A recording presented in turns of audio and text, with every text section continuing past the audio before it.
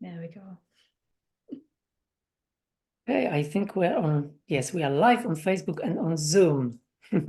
So, hello everyone. Welcome to another episode of Let's Talk FM. Today is Wednesday, the 13th of March, and we're starting episode number 13. So that means it's going to be double lucky. So it's the 13th episode of Let's Talk FM, Secrets of Success. My name is Marcin, and today mine and your special guest is Sam Hunter, FM Jasper star. So welcome, Sam. How are you doing? I'm good. Are you? I'm very good, thank you. So let me just introduce you in a few words. So Sam joined FM in March 2019 with the only goal of making £50. However, quickly fell in love with the products and the business, and she's been with FM ever since. She built her business using Instagram stories and has a current team of over 11,000 reps. She's been invited to Maldives, Dubai, Las Vegas, and also is going with us to Turkey in May this year. That's quite impressive, Sam. Thank you very much for accepting the invitation to join the episode. So, can you tell us how everything started? How did you come across FM? And yes, you just wanted to earn £50, and now you are basically, taking all of the levels one by one.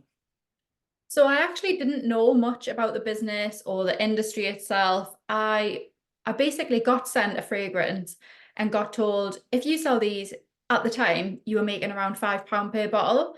And I knew I loved it, and therefore my family would love the bottles as well. So I set myself a goal of making £50 and just said, right, sign us up, let's go. And that's how I got started. Simple as that. So perfect. So basically, you've been attracted by the product and also by the business model, right? Yeah. Okay. So initially, when you started doing FM, which products have you started with? So when I first started, I started with the perfumes, but I think what one product that sticks out and one product, without sounding big-headed, a lot of people think of when they think of is the hair oil. So I remember I was looking through when we had physical catalogs, the thick catalogs, and I remember seeing this hair oil and looking at the price, and the price of it just stood out, like it stuck out like a sore thumb, because compared to how like affordable everything else was, I was like, why is that so expensive? So then when I went to look at it, looked like at the ingredients and the description, I realized say my hair oil that I was using before then was like one part of like 13 different oils that were inside of this hair oil. And I was like, right, okay, this is why the price is more expensive. And I went onto my stories and spoke about it. Talked about like, I had like my hair oil, and I was like, this is just one of like, if you had 13 different hair oils and put them all into this one hair oil. And then I never thought I would be able to sell products for that within that price range. Yeah. I think because I was really teaching people what I was learning as I was learning it and taking them on this journey. And I was like, right, okay, I've got to order it. So then told people I was ordering it. Then once it got delivered, in fact, I think I even showed whilst it was being like me tracking it, getting delivered to me, like building that hype, saying that was exciting. Once it got delivered, I unboxed it on camera, showed the bottle, showed how it sprayed, talked about why that was better than the other hair oils. Like, if you like me, I don't like the feel of the oils on my hands. So then I talked about like the smell of it, how the bottle looked. Then obviously I went on to use it on just one side of my hair, and then showed the before and after of that. Showed my hair the next day, like, look, this one's going for a Z, this one's not. It's still silky smooth and soft. And then obviously again, when I next washed my hair, I would use it, or if I was styling my hair like a smooth updo, I would use it then. Any questions that I got, I would screenshot them, put them on my stories, because even if it's just like, what is this? That still builds hype. That still shows other people Yeah. that other people are invested and intrigued. So that makes them even more intrigued. So I literally just showed every little thing and took everyone on this complete journey with one product. And I remember lots of other reps started buying the hair oil from my stories. And I was like, oh my God, I'm influencing other reps. And it went out of stock. And I Yeah. take full credit for that. And so, yeah, Yeah, initially, and you shared definitely. one of your excellent videos with us. We posted that to our stories, but also to our TikTok, and it created a really good engagement. So thank you very much for that. What do you think? Do you think it's important to understand the needs and preferences of your target audience when you introduce a product to them? Do you need to do some research? What's your point of view?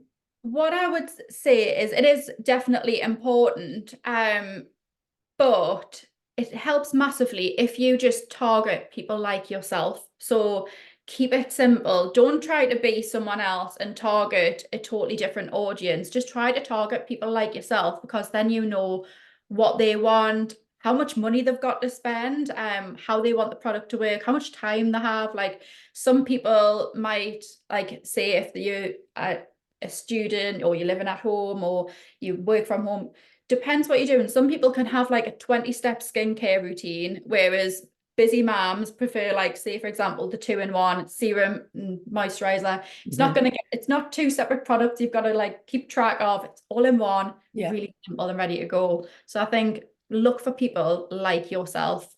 Uh-huh. And do you use any strategies or you basically approach everyone differently? If I'm completely honest, Yeah. my journey's been a bit different to a lot of other people's. I would say, well, pretty much 100% of the people that have joined my team or purchased from me have all been through attraction marketing. So I don't usually approach people, but I do speak to everyone in the same way. Like, say if somebody messages me about something, I'm gonna be myself. I'm not gonna change the way I speak or how I act or anything with them. So I'll swear now and then. I'll just be myself with them, and because I feel like if you're not, it shows, and people would rather speak to and deal with someone who is Yeah. real and genuine. They trust Yeah. you more, don't they? And obviously, you are quite active on social media. Which ones are your favorite platforms? Definitely Instagram. And I like creating content for my feed, but obviously stories is where you get to actually talk to people more. Like everyone can comment on a picture, a nice comment, but when you're on your stories, you want people to show the real you. Like there was a few people had messaged me not long ago and said something about following me because they thought I was funny. And I'd said to my husband, I was like, I didn't even realize I was funny. Like I don't find myself a funny person, but it's just obviously the type of like the even memes that you share. I tell my team not to just be business 24/7 because you push people away without sounding ruthless. You really do. So you need to be yourself and show yourself. However, having said that, sorry, I do sometimes get Instagrammed out and then I go over to TikTok. Okay.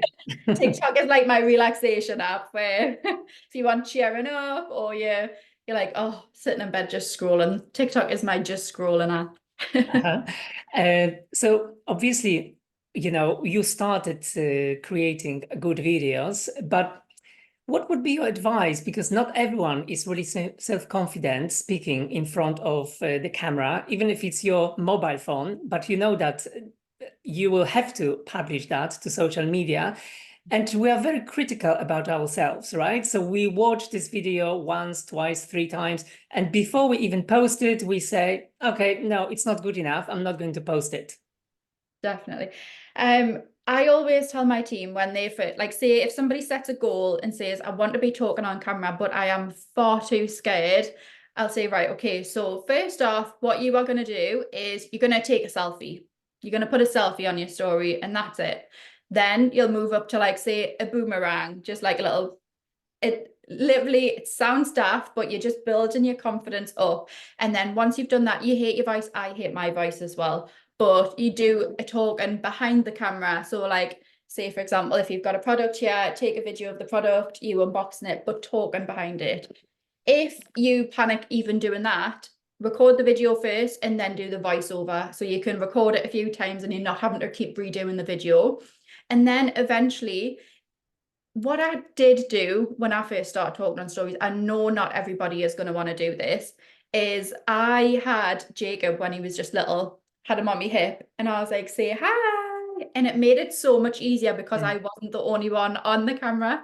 I know everyone doesn't want to have their children on, but do it with your dog. Like put a video of you and your dog on, whatever it is. Start off with like videos of you walking along the street, like recording your feet, like just to get you used to using your camera out and about, because even people recording their feet as they're walking can make them cringe. Or if find a place that you're comfortable doing it, like say for example, if you're in your car, if you're panicking thinking, oh my god, somebody's looking at me whilst I'm doing a talking story, just pretend you're on FaceTime. That's what I do. And then I'll just look back at the person and just carry on talking, because they don't know that you're recording yourself to sell a product or whatever you're doing.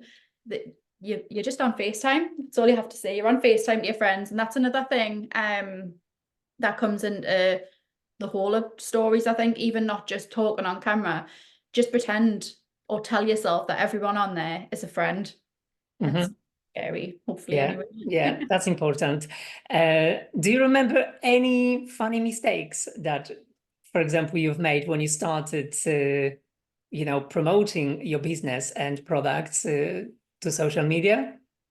There's definitely been times, and actually, not so long ago, if I advertise a product, like say, for example, I use so many FM products. I'm not just saying that, I'm really not. That it would be impossible for me to advertise all of the products that I use every single day, because I would look like a catalog. So, but now and then I'll be using something or it'll be on a deal and I'm like, oh my God, I need to share this today. So then I'll share it on my story and nobody will buy it. And then I'm like, why didn't they buy?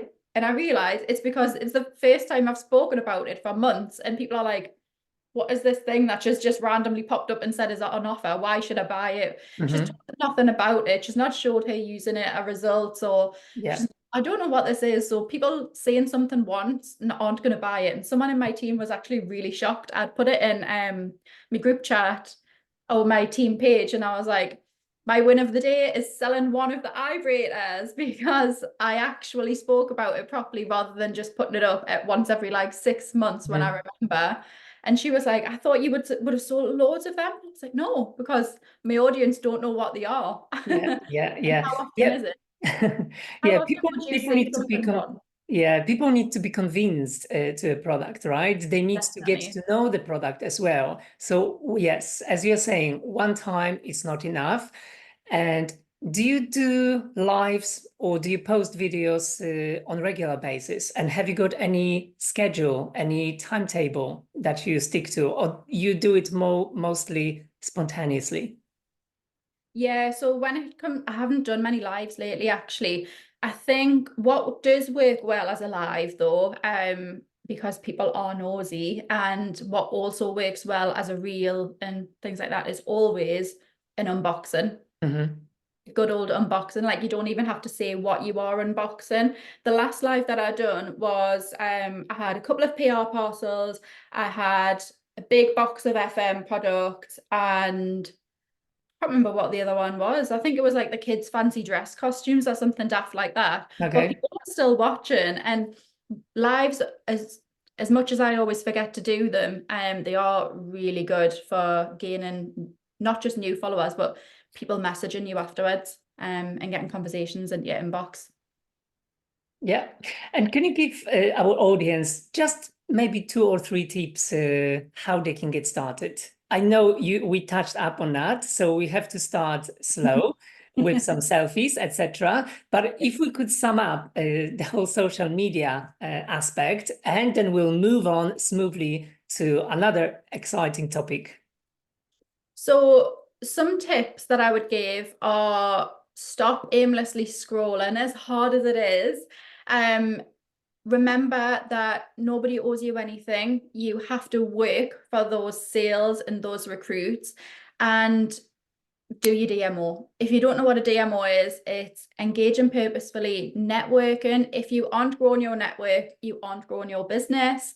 You need to be following up with people as well. So you'll know yourself whenever you buy anything online. Sometimes even when you just put something in your online basket, you'll get an email about it. Did you still want to buy this? And then when you've bought it, okay, you've got it. Could you leave a review? How are you getting on? Do you need a top up? You get those kind of emails, but us as individual reps, we have to be those emails. We have to be in people's inboxes. So engage, network, follow up. You need to do your self-development. That's the one that people hate. As soon as I say, have you done your self-development in weeks? And everyone's like, no, I hate it. But honestly, if I don't do my self-development, I'm so unmotivated and I don't get any, those light bulb moments. I don't get any of those and I get bored. So get your self-development done. Talk about your business and product, but also talk about yourself. And one tip I'll give is if you think you're boring and you've got nothing to talk about, if you had a few wines, what would you find yourself yapping about? Something that interests you, because that's what you should be talking about. Yeah, it's very important to be genuine. Yeah. Sam, I know that you've got your own product bundle, and I would like to tell us a little bit about that. So what is this product bundle, and what sort of products have you chosen to this bundle? So in the bundle, we have lash serum, and I think everyone knows that I absolutely love the lash serum. I rate the product so, so, so much. The face serum with the cream, I haven't spoken about too much on my stories, but I just love the way that it makes your skin look. And I've had lots of comments lately about my skin being glowing, and I put it down to that. So I thought, yes, let's get that in there and get that seen by more people. And then Drenna, I've used that on and off for over a year now. It's incredible. I actually wanted to cry in Vegas because I didn't have it with us and I got so bloated and I just felt sluggish and just heavy and I literally wanted to cry. So that had to be in there. I just feel like, and everyone at the minute, especially on TikTok, like talking about clean girl aesthetic and talking about natural glow. You need to start with the inside and then work on the outside, your skin, and then nice long lashes is just the icing on the cake, really. So yeah, I just thought they all went together. So how does products complement each other? So did you pick up, because these are your favorite products, or there is like a deeper meaning, deeper plan because the products can complement each other? Yeah, so it's a bit of both. They are my favorite products. Like I say, the face cream isn't a bestseller for me, but it does come like I wanted to glow from the inside out kind of vibe. It's for the girls who are in their glowing and growing era, just into the 30s like me. So now we need to start looking after our bodies and our skin a bit more. It's a really simple product that easily fit into your lifestyle. And how do you plan to promote this product bundle effectively to maximize its impact and sales potential? What's your plan? So one way that works for me is cross-selling or upselling, whatever you want to call it. I used to do this with an unofficial bundle that I had created that wasn't on the FM website. So I would advertise one product and recommend it and consistently talk about that one product. Then when someone came into my inbox asking to purchase the product, I would go in with, okay, so I've got the combo, which is these two products, or I've got the bundle. When you purchase the bundle, you can actually save this amount of money and you're going to be getting these two extra products, which really complement this one product, and you're going to be seeing these benefits.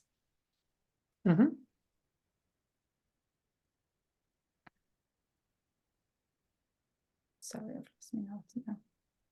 But yeah, that's what I would say. Advertise start off with one product and then mention the bundle as one, rather than going straight in with the bundle. And have you got any nice reviews about the products or the bundle yet?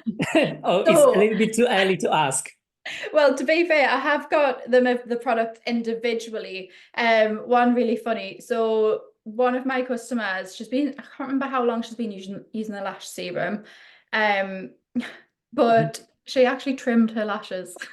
Okay. Cut her lashes because she had sent a picture and her little lashes were so long, and I joked on and I was like, oh my God, we're gonna have to like cut those lashes soon. She was like, no, Sam, I did. Oh, I trimmed really? the lashes, and I was like, but then I've got another girl who religiously orders the Drenner as well, and she always Mhm. tells me about like how much more comfortable she feels in her clothes. Like I know myself, I've struggled with bloating a lot. And by the end of the day, sometimes you'll put something on in the morning and you're absolutely fine. By the end of the day, it feels like it's 3 sizes too small, but Drenner kind of just gets rid of that issue for me and for her. So that's really Yeah. good.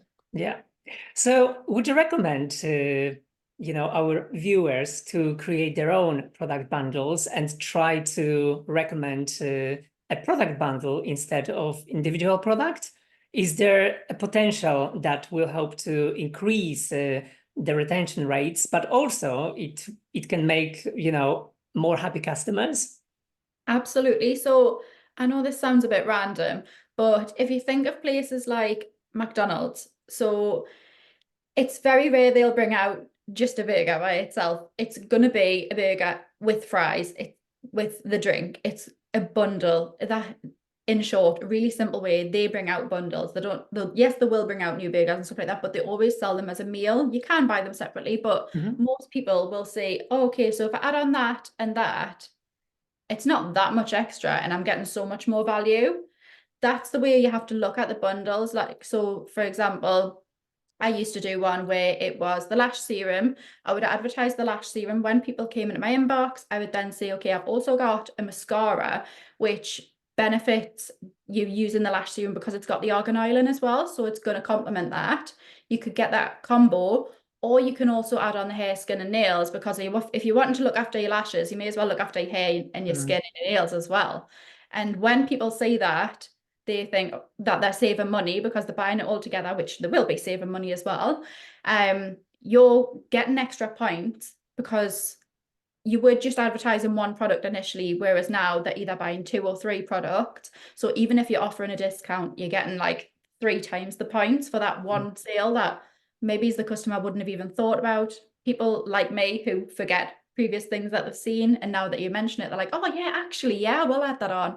So I would definitely think about what your best selling product is and then work around that, products that complement it, and build little bundles and combos. Yeah, yeah. And very often, advising customers some extra products that will basically complement their beauty or their health, it's always beneficial because, at the moment, the market is flooded with many different products, and some people, they don't really know what to choose and what's good for them. So I think in network marketing, when you have the product knowledge and when you tested the product yourself and you are convinced to that product, I think you've got the authority in order to recommend and also educate people about products and advise them on a certain product or even product bundles. Absolutely, definitely. Now, let's move on to some challenges because obviously, we may face different challenges, especially in network marketing. Have you encountered any obstacles? Have you faced any challenges on your journey? And if so, how did you overcome them? So I think this might be kind of like a bit of an unpopular opinion. So I joined not long before COVID, and it was when obviously everyone was on the phones, even more so than usual, because people were working from home or people weren't able to work at the minute. I was on my phone from probably like 6 o'clock in the morning until 12 o'clock at night, at least most days. And me and Liam, my husband, ended up having a few words, and he was like, like, is this worth it? Because this was before I was making the big levels initially. Like, is this what you really want to be doing? Like, should you be spending this amount of time on your phone? We had a couple of arguments about it. Um, in the end, I said, right, okay, at this time of night, my phone will go upstairs, and just got a bit more organized. And in the end, I ended up with 2 phones, because I couldn't bring myself to leave it in another room. So I got a work phone and a personal phone. But yeah, that was one of my obstacles because you kind of get a bit addicted and a bit obsessed, which is Yeah. obviously good because you're making money. But at the same time, if you're ignoring your family, it's not the best. So yeah, I just got a bit more organized and set myself some boundaries. Okay, yeah, that can be quite addictive, especially if you are just seeing that, you know, the engagement is going great. You would like to engage with every single comment, preferably as soon as possible. So Yeah. yeah, it could be addictive. So yeah, I totally understand. So how would you, because obviously, you know, some people, when they approach challenges, they may very quickly be put off and say, oh, that's not for me. You know, I'm not good at that. So perhaps this is not for me. So what would be your advice to people who, you know, after facing a challenge or just a couple of challenges, they just decide that something is not for them? So as cringe and cheesy as it sounds, you've got to look at the bigger picture and remember it's completely normal for businesses to not be winning every day, every week, every month, or even every year. All businesses have predicted bad months or periods of time that don't go their way. And I know a lot of the girls watching this might follow P. Louise. I don't know if you've heard of her, but she owns like a massive empire of makeup. Or some of them might have even bought her diary. I was quite surprised. I bought her diary. Everything she does is extravagant and all the rest of it. And the diary's like this, that they're thick. And in there, it told you to map out your predicted bad months. Now, if you look at her business online, it's incredible. You wouldn't expect her to have predicted bad months. But if even she has predicted bad months, then that just proves that every business has them and it's normal and you don't have to panic and get up and leave. Yeah. Sam, obviously, network marketing, it's an excellent business. It can give you freedom. You are your own boss. You can work whenever you want. You can plan your work, etc. So it is an excellent business. What do you think about you know, the future of network marketing and considering also, you know, the way we do it nowadays using social media?